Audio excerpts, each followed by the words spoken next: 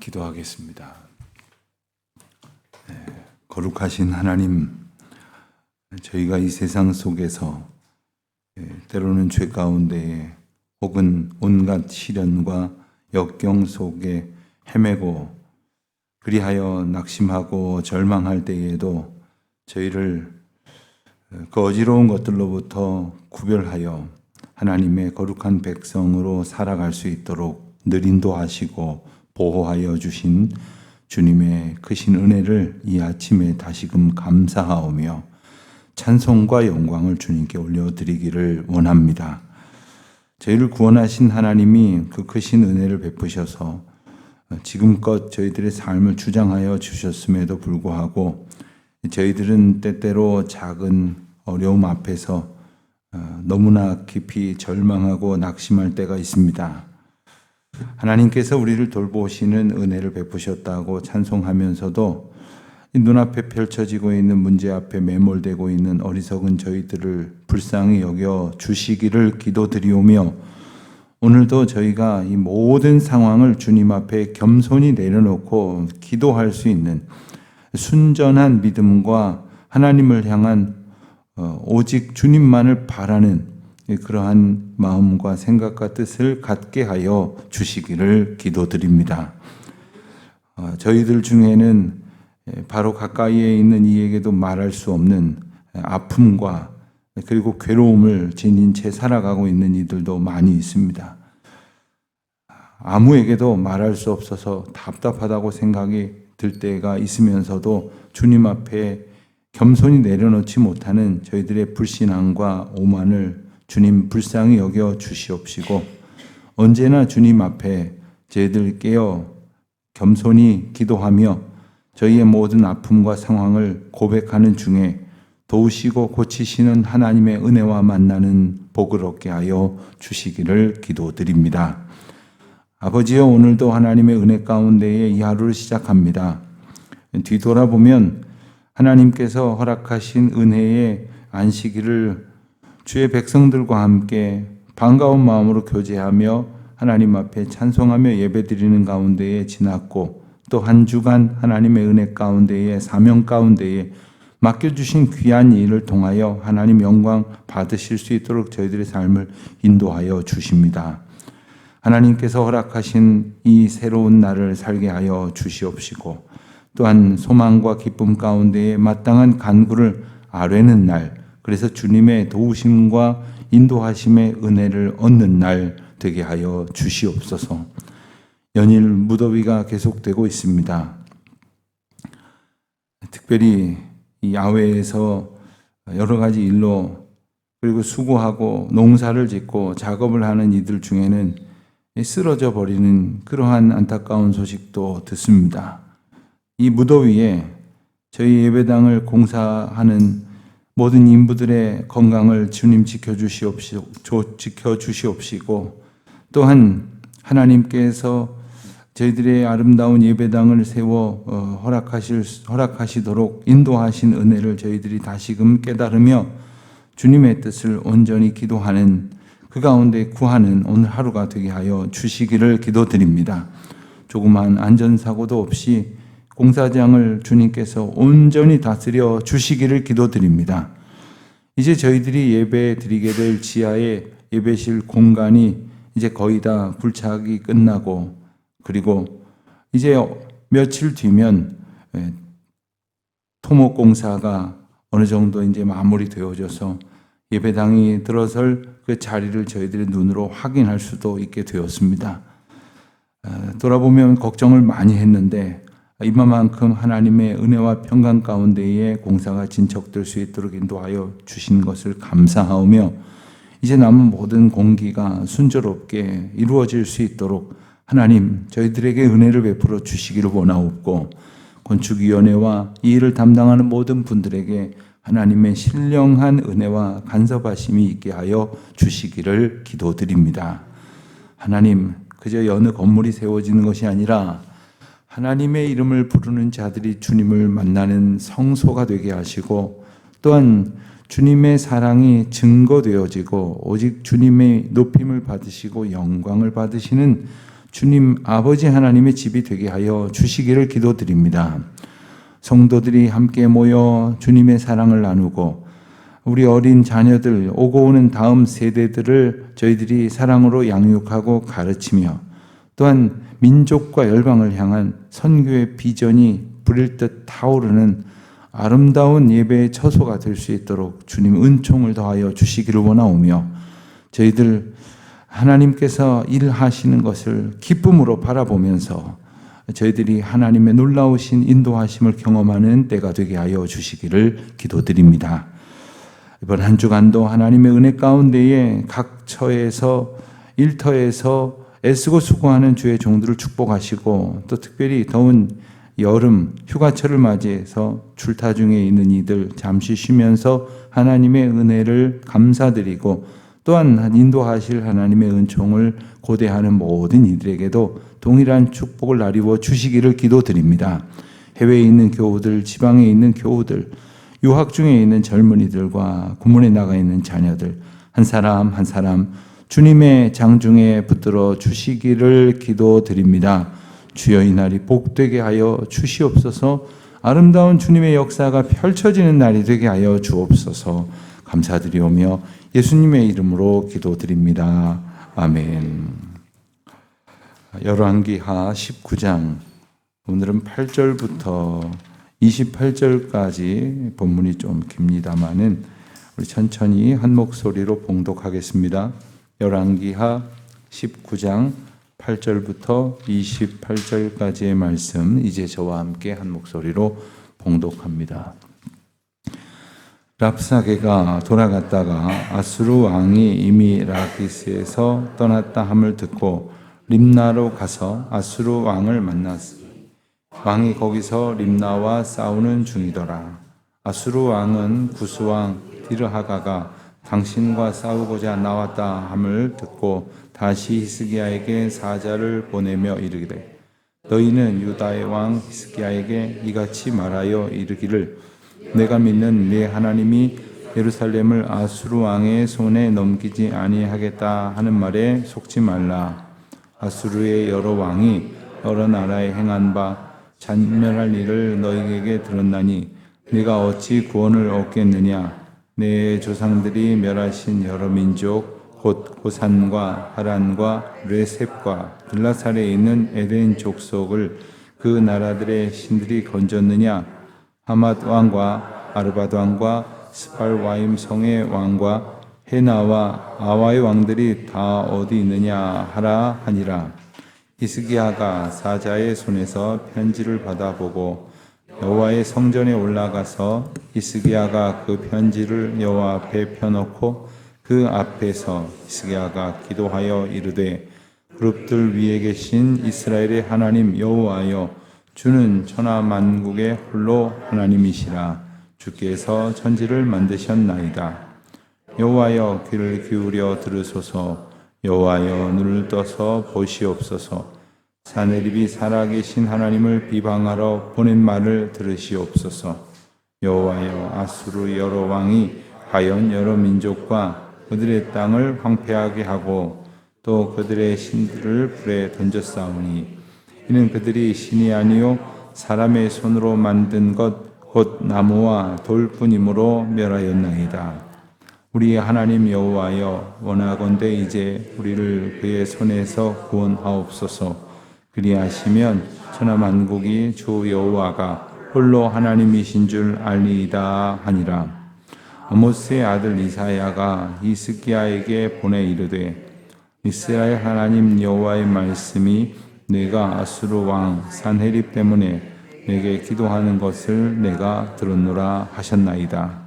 여호와께서 아수르 왕에게 대하여 이같이 말씀하시기를 처녀 딸 시온이 너를 멸시하며 너를 비웃었으며 딸 예루살렘이 너를 향하여 머리를 흔들었느니라.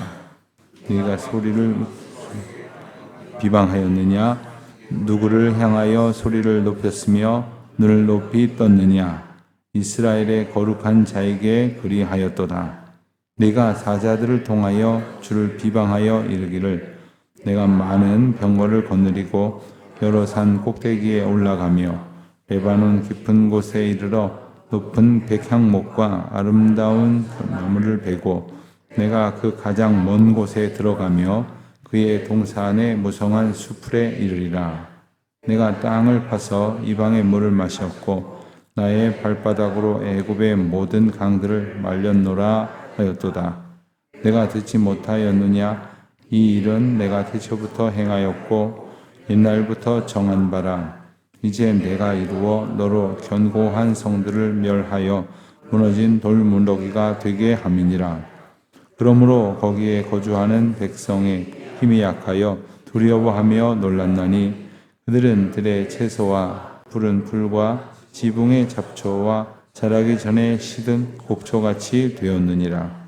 내 걸초와 내 출입과 내가 내게 향한 분노를 내가 다 아노니 내가 내게 향한 분노와 내 교만한 말이 내 귀에 들렸도다. 그러므로 내가 갈고리를 내 코에 꿰고 재갈을 내 입에 물려 너를 오던 길로 걸어 돌아가리라 하셨나이다. 아멘.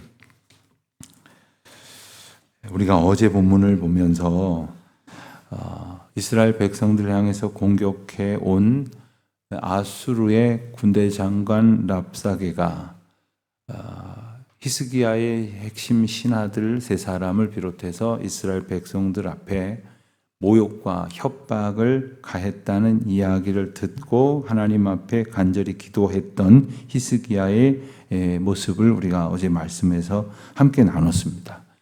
히스기야가 살아계신 하나님의 이름을 부르고 살아계신 하나님을 의지하였다. 하나님께서는 하나님의 일을 이루어 가실 것이기에 때로는 히스기야와 유다 백성들이 겪는 고초처럼 하나님의 백성들이 어려움을 겪게도 하시지만 또 하나님께서 뜻하시는 바에 따라서 아수르를 물리치신다고 약속하신 것처럼 오늘 말씀에 보면 8절에 랍사게가 돌아가다가 라는 표현처럼 아수르가 예루살렘에서 이제 철군을 하게 됩니다. 우리말로는 랍사게가 돌아가다가 이렇게 표현이 되어져 있지만 사실 원어적인 의미로 보면 랍사게가 즉 아수르의 군대 장관이 돌아가게 되어짐을 당함에 따라 라는 뜻이 됩니다. 이 또한 하나님의 주권 가운데 있는 역사임을 우리가 알게 됩니다. 사실 나는 힘이 없고 저쪽은 힘이 있으면 나는 아무것도 못하고 저쪽 마음대로 할 것 같다는 그런 생각에 빠지게 됩니다. 그래서 사람이 절망을 하게 됩니다. 그러나 내가 아무것도 할 수 없지만 궁극적으로 일하시는 분은 하나님이시라는 사실을 믿음으로 우리가 가질 때에 나보다 조금 힘이 센 듯한 사람으로부터 받는 공격 앞에서 정신을 차릴 수가 있는 겁니다. 오늘 말씀을 아수르의 입장에서 한번 생각을 해봅시다. 자, 예루살렘에 진격을 했다가 말하자면 치열한 전쟁 끝에 물러선 것은 아니지만 퇴각을 하게 되었습니다. 그러니까 전쟁 끝에 물러섰다면 뭐가 잘못됐을까라고 생각을 하겠지만 오늘 본문이 자세히 기록하고 있지는 않습니다만 질 이유가 없고 물러설 이유가 없는데 물러서게 되었단 말이에요. 게다가 림나에서 아수르가 림나와 전쟁을 벌이게 되었습니다. 그러는 중에 또 9절에 보는 것처럼 구스 왕이 이제 아수르와 전쟁을 하려고 참전을 했습니다. 구스가 어디입니까? 이제 우리 요즘 말로 하면 이디오피아인데 한참 아래란 말이에요. 이 구스가 그렇게 강력한 아주 대군을 거느린 제국도 아니란 말이죠. 구스가 왜 거기까지 올라와서 이제 세계 여러 가지 역사를 종합해서 보면 지금 이 전쟁에 참전한 동기는 바로 이스라엘을 도우려고 남유다를 도우려고 올라오게 된 건데 다시 아수르 입장에서 생각을 해본다면 왜 갑자기 구스는 또 전쟁에 뛰어들었을까? 그러면서 취했던 방법이 히스기야를 다시 겁박을 합니다. 그래서 9절 하반절에 보면 히스기야에게 사자를 보내요. 또 협박을 한 거죠. 네 하나님 믿지 마라. 하나님이 구원하시겠다는 말 속지 말라. 이런 소리를 하고 있다는 말입니다. 사실 우리가 어려움을 겪을 때에 하나님의 도우심을 의지하는 믿음이 강화됩니다마는 그보다 더 뭐가 강하게 우리에게 영향을 미치냐 하면 하나님이 도우시지 않는가 보다. 나는 하나님께로부터 버림을 받았나 보다. 내가 지난날 저지른 죄악이나 지금 상황에서 내가 선택하고 있는 이 모습을 보면 하나님이 도우시지 않을 거야 라는 생각이 또 함께 온다는 거예요. 이게 우리의 불신앙이고 우리의 연약함이죠. 그런데 그것들을 가속시키는 여건들이 이런 식으로 마련이 되는 겁니다. 이제 강해 보이는 아수르가 협박을 하고, 그리고 그 결과 히스기야는 다시 위기를 고백하지 않을 수 없게 되었습니다. 본문의 내용을 읽어보면 결과적으로 이제 구스를 아수르가 물리칩니다마는 아수르 또한 적지 않은 손실을 입고 그리고 물러서게 됩니다. 그러니까 종합적으로 본다면 아수르의 이번 그 남유다 침공은 별 소득이 없이 이제 물러서게 된 겁니다. 아니, 그만큼 강한 나라가 그런 결과를 가져왔다면 뭔가 깨달아야 될 것이 있는 것 아닙니까? 우리가 살다 보면 어떤 일이 당연히 잘 될 것 같은데 안 될 때에도 이 의미를 깨달아야 되고, 또 반대로 안 될 일이 잘 돼도 그 의미를 깨달아야 합니다. 하나님께서 우리에게 때로는 병을 주시기도 하고 치유하시기도 하는데, 우리는 병 걸렸다가 치유받는 것만 이적이라고 생각하지 않습니까? 근데 사실 멀쩡하던 사람이 갑자기 병 걸리는 것도, 이것도 이적입니다. 못지않은 어떤 격변입니다.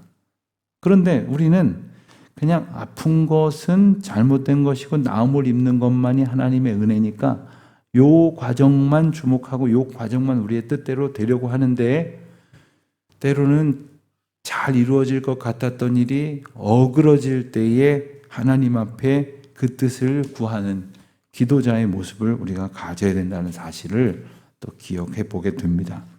자, 다시 히스기야 입장에서 보겠습니다. 14절을 보면 히스기야가 사자의 손에서 편지를 받아가지고는 다시 여호와의 성전에 올라가서 그 편지를 여호와 앞에 펴놓습니다. 어떻습니까? 하나님 앞에 우리가 처한 모든 상황을 낱낱이 펴놓고 하나님의 도우심을 구하는 이 자세가 너무 귀해 보이지 않습니까? 어떻게 보면 재차 하나님 앞에 어제 본문에 본 것처럼 나아가서 기도했음에도 불구하고 상황이 좋아지지 않았기 때문에 많은 사람들은 실망하고 하나님 앞에 이야기 드려봐야 소용없을 것이다 라고 생각할지 모르지만, 지금 히스기야는 하나님 앞에 펴놓고 전적으로 의지를 합니다. 아수르의 공격에 대해서 하나님 앞에 의지를 합니다. 조금 전에 본 본문에서 나오는 것처럼 구스의 도움을 또 한 번 생각을 했을지 모르겠어요. 구스가 비록 아수르의 이제 패퇴하였지만 그렇다면 또 다른 나라를 의지할 때는 없을까 하는 생각을 히스기야가 해볼 수 있지 않겠습니까? 그러니까 우리의 믿음이 적나라하게 드러나는 건 어느 때냐 하면 위기를 만났을 때 우리가 무엇을 의지하느냐에 있습니다. 그러니까 내가 어려운 일을 딱 겪었을 때 누구한테 전화해야 될까? 누구한테 부탁을 해봐야 될까? 누구를 좀 붙들어야 될까라는 생각을 하고 있을 때 우리가 과연 믿음이 어디로 향해 있는지를 보게 되는 거죠. 다시 하나님 앞에 기도합니다. 전적인 하나님의 은혜를 의지합니다.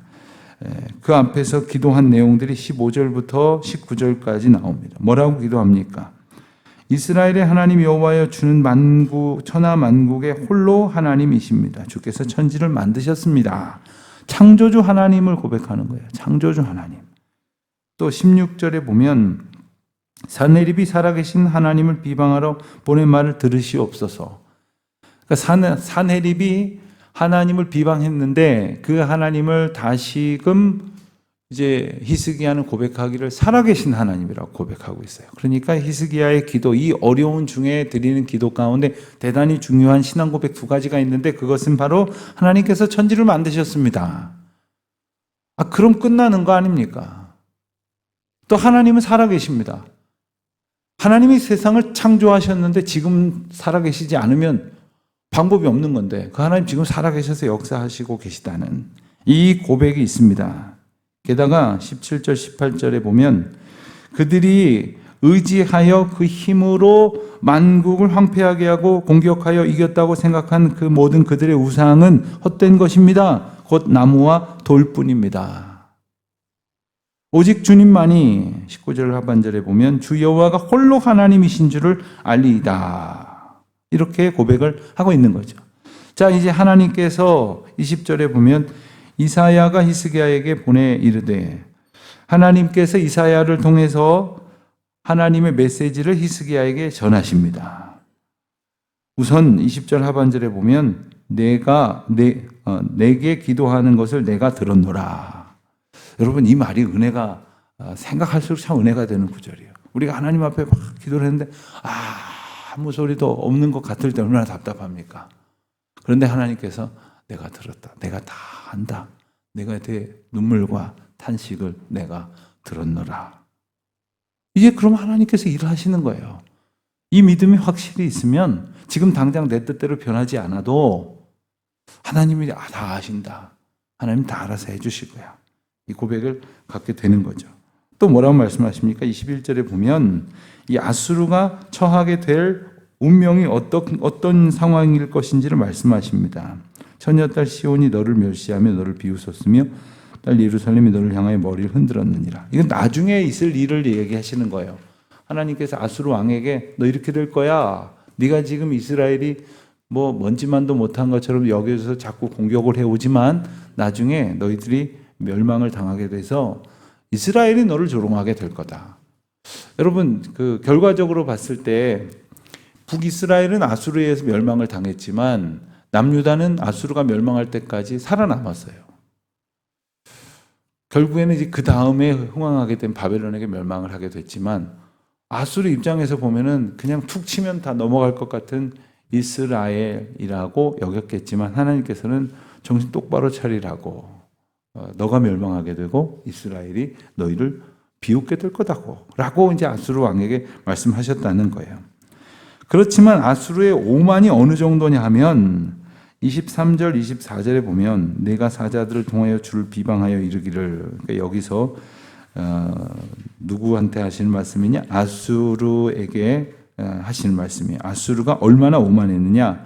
아수르가 생각하고 행동했던 화법입니다. 내가 많은 병거를 거느리고 여러 산 높은 곳에 꼭대기에 올라가며 레바논 깊은 곳에 이르러 백향목과 잣나무를 베고 먼 곳에 들어가며 무성한 숲에 이르리라. 다시 말하면 내가 마음먹으면 어디든지 가서 정복할 수 있고 내가 마음먹으면 무슨 잣나무 혹은 백향목 진귀하다고 말하는 거 내가 얼마든지 가져올 수 있어 라고 생각을 했다는 거예요.